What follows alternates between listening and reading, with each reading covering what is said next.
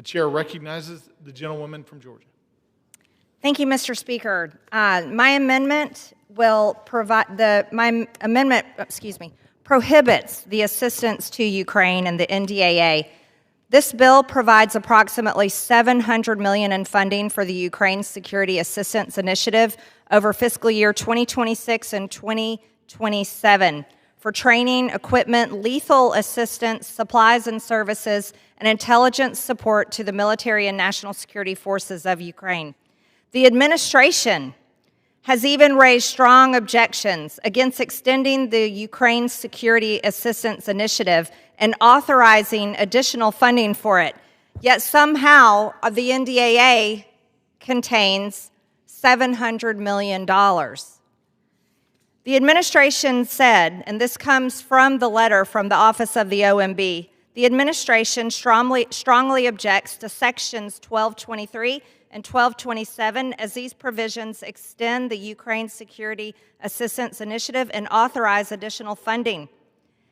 Similarly, the administration objects to section 1224, which requires the creation of depot-level maintenance plan in conjunction with the Ukrainian government. Furthermore, the administration strongly objects to section 1228, which usurps the administration's authority to dictate the terms of its intelligence support to the Ukrainian government. These four provisions do not advance the administration's objective to end the conflict in Ukraine. That's the key point. The administration wants to end the conflict in Ukraine. Ukraine is not a NATO member nation. We're not contractually bound to provide their protection. And need I remind everyone here that we're $37 trillion in debt.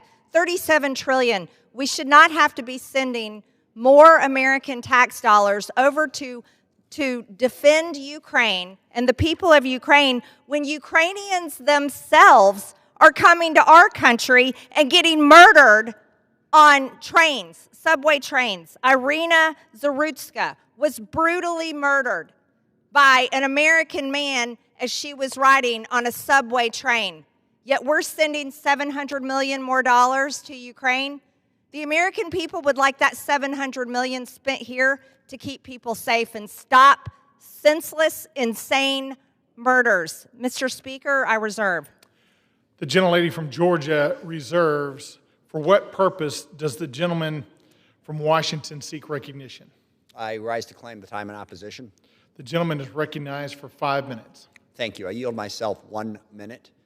The gentleman is recognized. This amendment would be very destructive to achieving peace in Ukraine. I agree with the gentlelady. That should be the goal. But what has been clear for quite some time is that Putin will only stop his war when it is clear that he cannot achieve his objectives in Ukraine. President Trump showing weakness on that issue, literally rolling out the red carpet for Putin, has only made the war worse.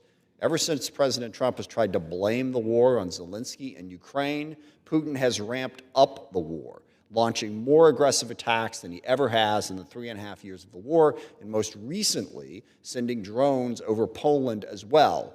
Weakness invites aggression. And I know the proponent of this amendment says that many, many times, but apparently doesn't recognize weakness when she sees it. That is what cutting off Ukraine does. You want to stop the war, back the 53-nation coalition that is supporting Ukraine and making it clear to Putin he's not going to win. That forces him to the peace table. Showing weakness, backing off, undermining the coalition only extends the war. Please defeat this amendment. I reserve the balance of my time. The gentleman reserves. The gentlelady from Georgia is recognized. Mr. Speaker, the American people have war fatigue. Not just war fatigue, they're absolutely fed up. Absolutely fed up with funding foreign wars, defending foreign nations' borders, while here in America, many cities are completely unsafe and senseless murders go on and on. My amendment would reorient defense policies and priorities to America only by prohibiting all assistance to Ukraine. This lines up completely what Trump's administration has asked for. For some reason, Congress has decided they want to keep funding the war, funding the killing in Ukraine. To date, Congress has provided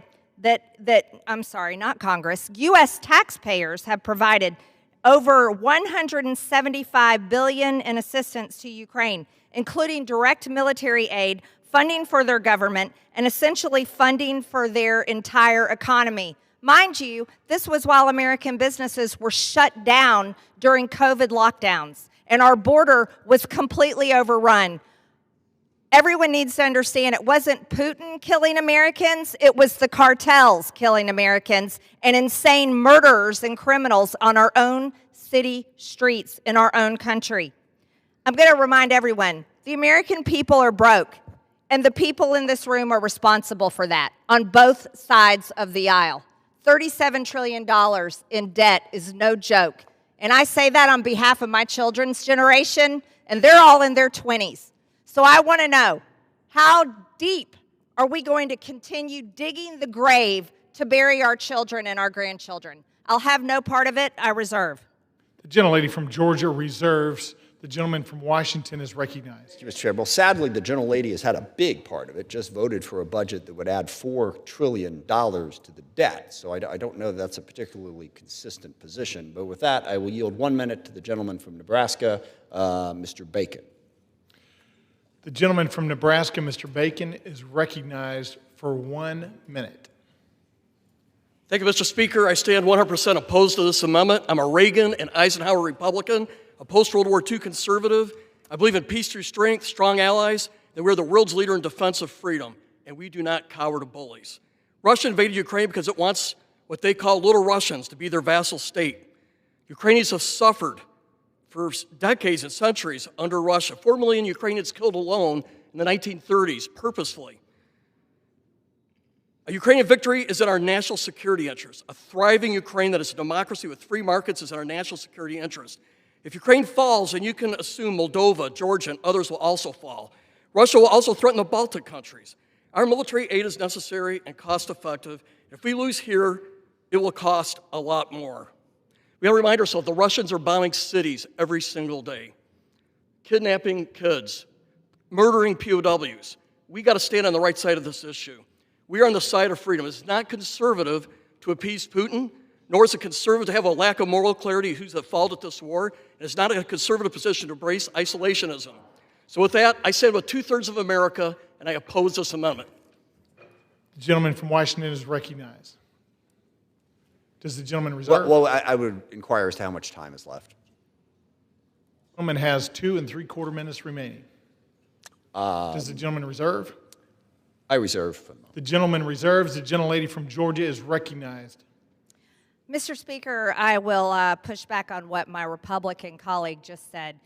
Ukraine is not our national security interest. Our national debt is a matter of national security for United States of American citizens. I reserve.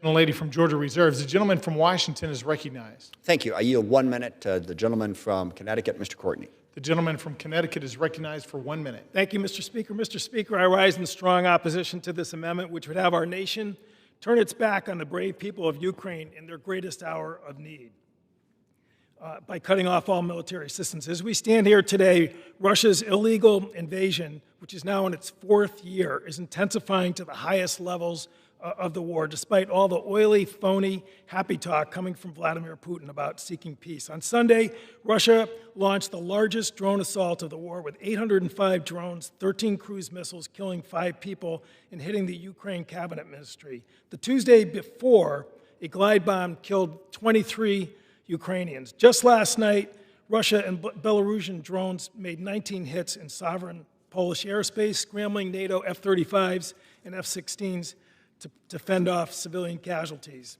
It was Ukraine's Air Force that alerted their neighbors in Poland to these blatantly illegal incursions, demonstrating Ukraine's commitment to protecting not only their own population, but to the rest of Europe. If this amendment were to pass, it would cripple not only Ukraine's legal right to defend itself, but also our NATO treaty allies. I yield.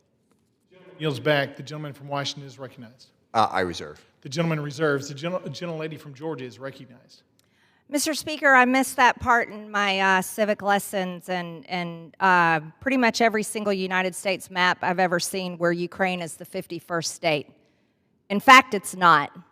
And it's shameful that in the United States House of Representatives, More United States members of Congress fight for money and fight for the defense of a foreign country than they actually fight for their own people. I think members of Congress should have to wear sponsors like NASCAR race cars have to wear for which country they represent and which industry that they are shilling for. Mr. Speaker, I urge the adoption of my amendment. No more money to Ukraine. Let's end the war. I yield. Yields back. The gentleman from Washington is recognized. No more money for Ukraine will not end the war, and this is absolutely in the interests of the United States national security. And with that, I yield 1 minute to the gentleman from Ohio, Mr. Turner. The gentleman from Ohio is recognized for 1 minute. Mr. Speaker, I oppose this amendment. Russia is murdering innocent civilians in Ukraine. Our support to Ukraine opposes Russia's murderous aggression. Ukraine is fighting on the front lines against Russian aggression. Vladimir Putin is threatening NATO's eastern flank, including the Balkans. Russian drones have flown over Poland. It is unbelievable that after Poland has been threatened, that today we are even debating this amendment. It has been warned that U.S. disengagement in Ukraine would fracture NATO unity, undermine deterrence, and invite broader conflict in Europe. We should oppose this amendment. I yield back. The gentleman from Ohio yields back. The gentleman from Washington is recognized. You have 30 seconds remaining. Thank you. I'm prepared to close. I agree with all the arguments that were made. I think the most crucial point here is the United States of America is the most economically powerful country in the history of the world. And that has been the case since the end of World War II. A large part of that is because of our efforts to work with the rest of the world to maintain peace and security. Sadly, it just doesn't end at our borders. Peace and security in the world is in the best interest of the American people, and we see the economic prosperity we have enjoyed because of it. That is what Ukraine is about and why we should continue to support them. I yield back. The gentleman yields back. The question is on the amendment offered by the gentlewoman from Georgia. Those in favor say aye. Those opposed say no. In the opinion of the chair, the ayes have it. Mr. Chair. For what purpose does the gentleman from Washington seek recognition? Request a recorded vote. Pursuant to Clause 6 of Rule 18, further proceedings on the amendment offered by the gentlelady from Georgia will be postponed.